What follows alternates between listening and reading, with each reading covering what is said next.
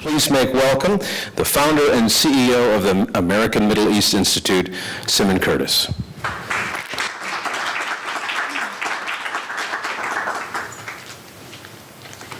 Good morning, everyone. Thank you so much for coming out on this gorgeous day. We've really lucked out in the weather. I don't know if, for those of our visitors from other cities and countries, Pittsburgh has, I think it rains more in Pittsburgh than any other city in the United States. So we have a glorious, glorious sunny day, and it's almost like summer. And so we're delighted you're here.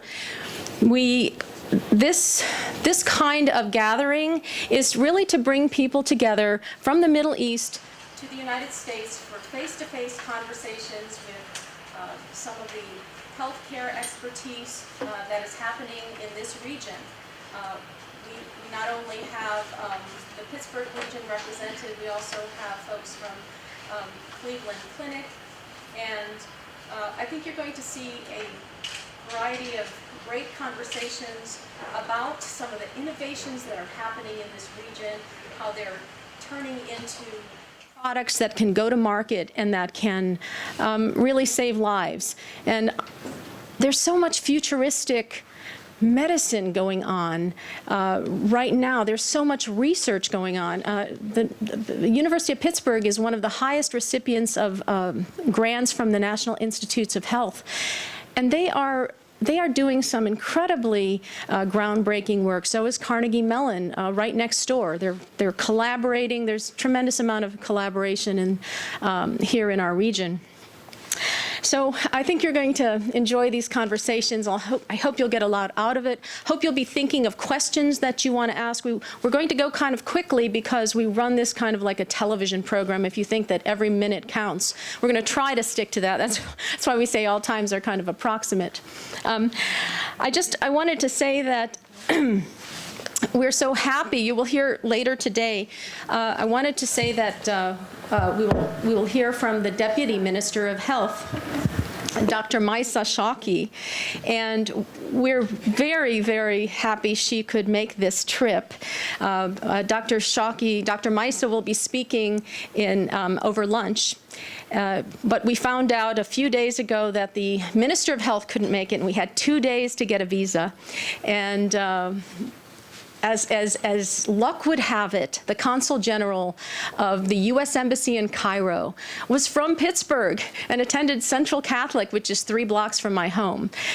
So it was one of those, everything sort of, the stars aligned, and we were able to get the Deputy Minister here. So without further ado, I'd like to introduce Dr. Basmah al-Buhairan, who is from Saudi Arabia, and she runs the health sector for SAGIA, Saudi Arabian General Investment Authority.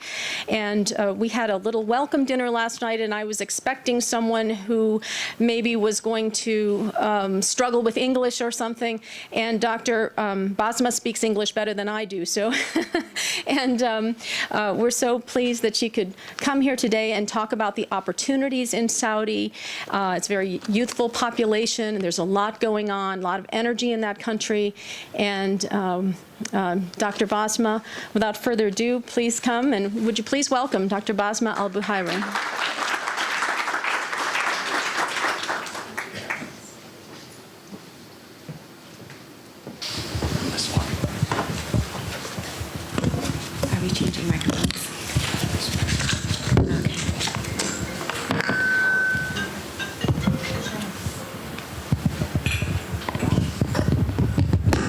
Thank you. Good morning, everyone.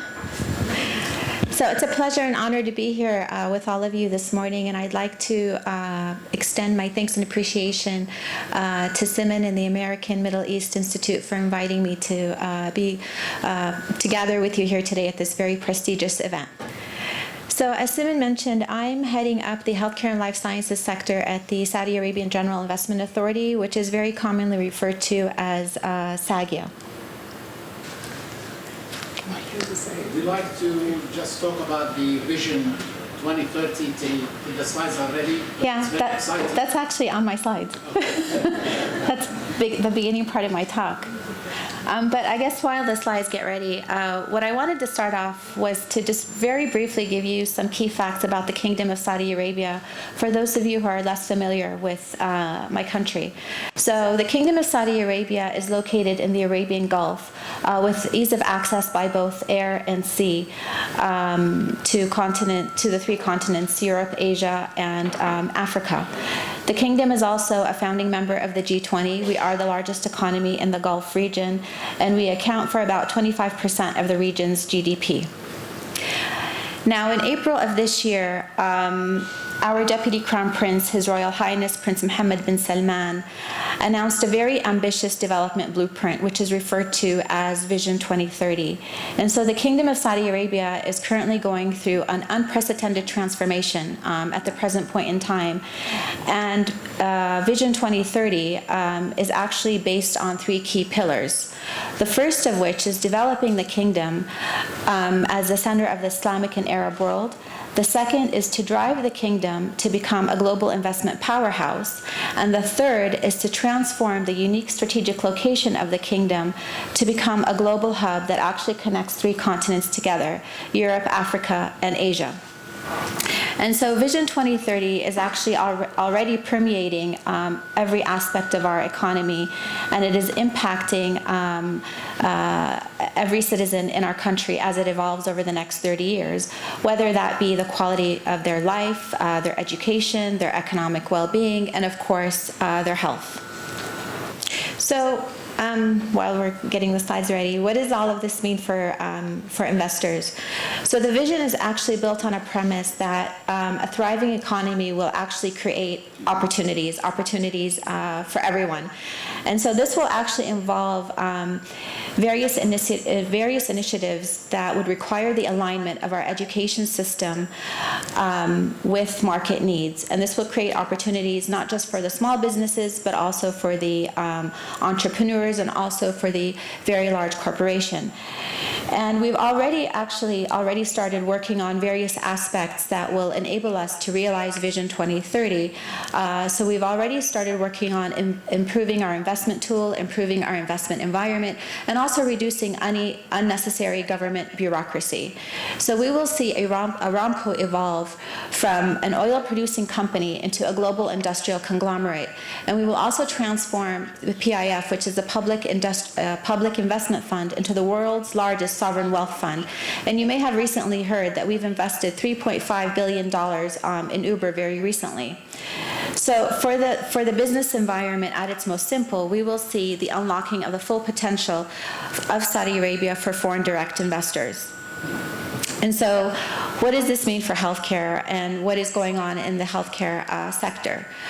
So like most healthcare systems around the world, and despite the enormous and significant strides that we've actually made in developing a universal healthcare system for our citizens in the past 30 years, we need to continue to reform it because we deal with three particular challenges that can be summed up or described in the following words: demographics, chronic disease burden, and the need to rein in burgeoning costs. So our Ministry of Health, which accounts for about 60% of healthcare services in the kingdom, actually formed a dedicated transformation unit within the ministry. And this dedicated transformation unit was formed in January of this year. And there are dedicated teams who are actually tasked with specific roles and assignments to look at the 6 broad themes that will involve the transformation of our healthcare system. And these 6 broad themes include human capital, model of care, hospital governance, healthcare financing, private sector participation, and digital transformation. Now, with private sector participation, that's where my team is very heavily involved in. This actually involves SAGIA reaching out to international investors and to talk to them once we have more clarity from the Ministry of Health on the areas or services that will become privatized. So historically, the Ministry of Health, they are the provider, the planner, and the regulator of healthcare, but they are going to privatize most of the services that they've been providing. And examples of this include, for example, primary health care, long-term care, and rehab, just to name a few. And so we are seen as the conduit for the international investment community. On the pharma side, although the pharma market is still small, it is growing, and it represents a very attractive investment opportunity for a number of reasons. The first that I'd like to highlight is that the trend of biopharma globally is towards niche products that target specific gene profiles. And I'm happy to say that in Saudi Arabia, we have a very unique genetic makeup. We have many rare diseases and genetic diseases, and these would be quite attractive for orphan drugs and for particular pharma companies. And we also have a very fertile ground for the undertaking of clinical trials. And so this is an activity that we're actually prioritizing to really accelerate our research and development studies. And the second reason that we find the pharma market to be attractive in the kingdom is due to our unique strategic location and the favorable business environment that we have. So we're seeing international pharmaceutical companies are having more interest, and they're choosing to locate key activities within Saudi Arabia for the growth potential in our own market, but equally as a re-export hub for the wider region. So in the past 18 months, we're pleased to welcome global brands such as Pfizer, Sanofi, and Arabian. And I think my time is up, and I apologize for the... No, I'm sorry. This is, if you wanted to quickly highlight some of your slides, please. Well, I've pretty much said everything that's there. A lot of what I said is not on the slides. The slides were meant to be sort of like a visual and to help me, make sure I don't lose my kind of path. But what I'd like, if anybody has any questions, I'd be more than happy to take questions. And I hope that you agree with me that Saudi Arabia is on the cusp of a great transformation, and there are lots of investment opportunities that are open to investors. Yes?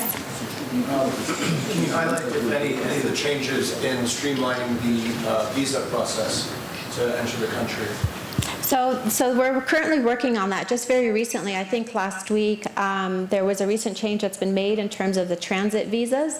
I don't have the details on that because this happened while I was in the U.S., but we are working very hard at making sure that our investment, that we look at every aspect of our investment environment, including visas. An example of something that's in Vision 2030, I didn't get into the objectives of Vision 2030 because I was told that my time was very short. But you could read more about Vision 2030 on the Vision 2030 website, which is www.vision2030.gov.sa. But in line with that, we're going to be opening up the immigration, and that's part of Vision 2030. Dr. Basmah, I just wanted to say that your time is actually a little bit longer because we have Samir Khalil, who runs the Pharmaceutical Research and Manufacturers of America for the Middle East and Africa, who's going to be engaging you in a one-on-one conversation. So you will have more, there will actually be more opportunities for questions. So actually, this might actually be a good segue for you to have a conversation with Sure. Samir, Okay. If that's okay. So let me just quickly give an introduction to Samir Khalil. Samir came from Dubai yesterday, and he's a member of our board. We're proud to have him. He represents these major U.S. drug companies, and there's so much happening in the pharmaceutical industry, and there's no one more knowledgeable than Samir Khalil. And he has agreed to engage Dr. Basmah. In fact, you connected us to Dr. Basmah, and he's agreed to engage Dr. Basmah in a conversation about what's happening in Saudi Arabia and maybe in the pharmaceutical sector. So, Samir, if you would come on up, and the two of you can have a seat. And thank you.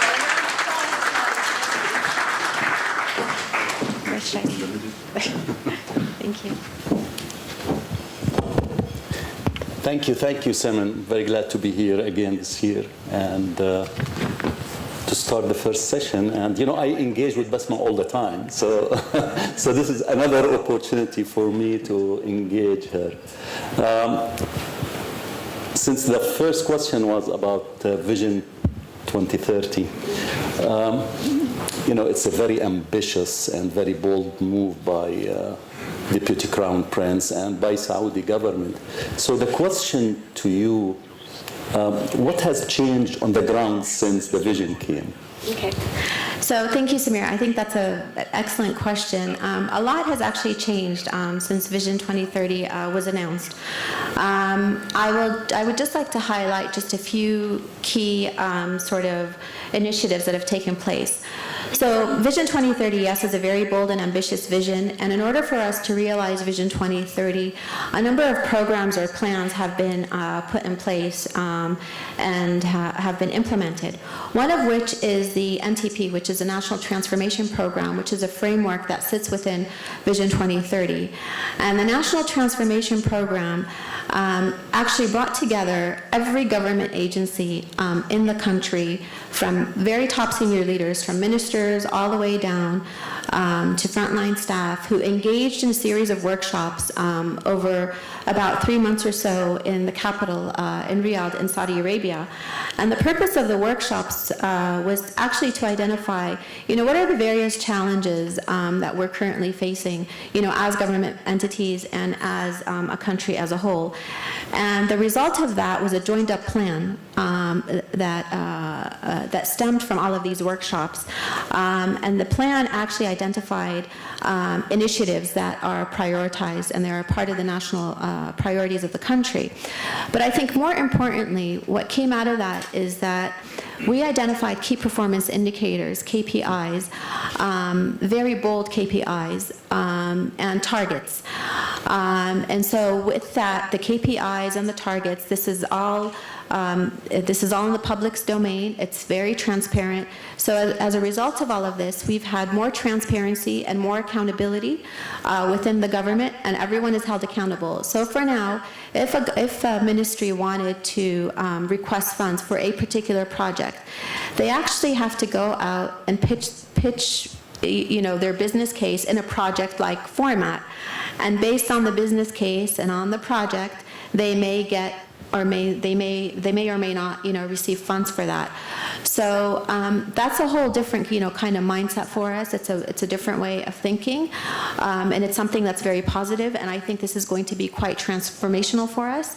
A number of other initiatives that I won't go into detail about include the privatization program, where we are actually quite advanced in identifying the other sectors that will be privatized, or they will be suitable for privatization.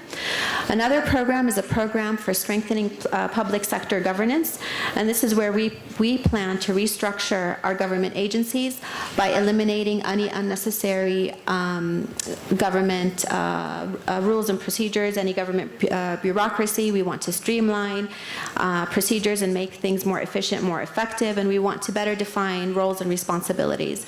And a third initiative is the Human Capital Program, which will, amongst other things, measure, assess, and analyze the efficiency of our civil service. Great, thank you. So it's a lot of, as I said, bold movements, and I think the future is bright. Just moving into healthcare, and you talk about the challenges facing the healthcare system in Saudi Arabia, which is a common theme when you go around the world, from Asia to Europe, even the US, about the challenges facing healthcare system because of aging population. And the Saudi population is now aging. The non-communicable diseases, the diabetes, the hypertension, all of this. So it's a big challenge for governments to meet the needs, particularly with the rising cost of healthcare everywhere. And Saudi is not unique to that, so it is a common theme everywhere. So, but what do you think the key challenges within Saudi that could represent an opportunity for investors, global investors, particularly from the US and other, to come and explore these opportunities? So as you said, there are common challenges that I think all countries are facing, but we do have some specific challenges in the kingdom that we are facing. So we have a population of about 31 million, out of which about 9 or 10 million are non-Saudis. From that population of 31 million, we have a population that is aged 25 years and less, which represents about 49% of our population. So our population that is 65 years and older right now is about 800,000, which is expected to increase. So we are living longer, but because we are living longer, that means we're going to require more demand on our healthcare system. And we need to focus more on the preventative aspects, because we have a high prevalence of, diabetes, hypertension, obesity. But likewise, we also have a very high rate of road traffic accidents. And so we need to focus more on preventative health measures, and at the same time, we need to lessen the pressure that we have on our secondary healthcare system and to push more into the primary healthcare system. In addition, another challenge that we face is the complexity of the complexity of the size of our country, because we have a lot of people who live in very hard to reach, very remote parts of the country. So a few of the opportunities that I'd like to share with you are as follows. The first is for us to reinforce the importance of primary health care centers, and that is an investment opportunity for investors. The other is around we need to change our model of service delivery. So, and things that have been historically provided by the Ministry of Health need to be pushed out, given to the private sector. And examples of that, which I mentioned earlier when I was talking, are like the long-term care and the rehab centers. But in addition, also things that are related to, for example, waste management, building maintenance, and logistics.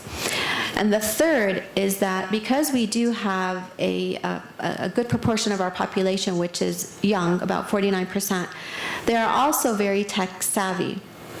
So when you have a very tech savvy population, and then we are also, I guess, I don't know what the right word for this is, but I think we're lucky in the sense that we don't have the cumbersome legacy systems.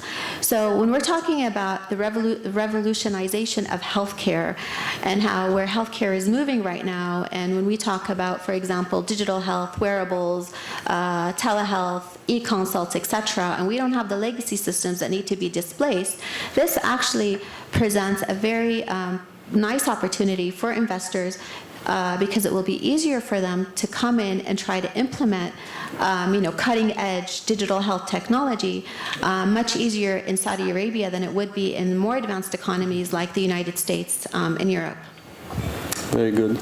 Thank you. This is very promising, so it's very good. So just moving, maybe narrow it to the pharmaceutical industry, or to the biopharmaceutical industry, which I represent in the region. And it is, as you know, the world is so competitive. And, you take one particular company, they have certain resources that they have to put it in the right place at the right time, right? So the world is competitive. So what Saudi is doing to be able, you mentioned about two companies, Pfizer and Sanofi, that they have increased their investment. So what do you think the opportunities in Saudi for the biopharmaceutical industry, that it's unique to Saudi, that will attract investment either in clinical research or manufacturing or others, that it's unique to Saudi and can compete with the rest of the world on it? Okay. So I've touched on two of those aspects when I earlier presented. The first is around that we have a very unique genetic makeup. We have many rare diseases and many genetic diseases. And in 2013, Quintiles published a paper where they had actually identified that they cataloged more than 900 genetic diseases. So this represents a very niche area for us and for pharma companies, because that's where the global trend is going right now, to develop drugs specifically focused on those, and a lot of them will probably be orphan drugs. Yep. Exactly. The other offering that we have is our unique location. So we're not looking, we don't want manufacturers or companies to shut down their manufacturing facilities in other, sites of the world. But what we would like to do is we'd like to harness our unique location, because we're really at the heart of not just the Gulf, but also of Appreciate of the Middle East. And then when we think about Vision 2030 and our third pillar, where we will connect Africa, Asia, and Europe together. And also, we also have a very stable economic and regulatory environment that would allow us to compete in the top tier of the pharmaceutical or biopharmaceutical companies. Another thing that we're doing is we understand that the policy environment is so fundamental for us to attract top-tier biopharma companies, and that this is going to really make a huge difference for them. So we're looking at the broadest range of policy supports possible, from both a scientific and a clinical capability aspect. We're also looking at technology transfer platforms, high-quality regulatory framework, and a supportive market access environment that would allow us to put in place a very solid fundamental that we can build a thriving biopharmaceutical company, not just for the companies, but also for SMEs, for research organizations, for CROs, and for academia.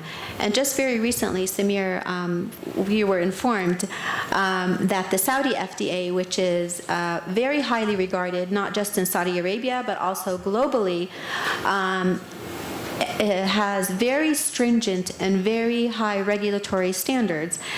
And just very recently, they announced the drug approval process has been changed. It's actually been fast-tracked. And maybe, Samir, you can tell everyone more about that. So I think, we're working on various aspects. The few things that I just mentioned right now, I think, are making Saudi Arabia to become a very attractive investment environment. And at SAGIA, part of our role, we're not just the conduit for international investors, we're actually the advocates for our investors as well. So if our investors are facing any particular challenges or roadblocks or stumbling blocks along the way, we work with the various government entities to try to, lessen those, alleviate those as much as possible.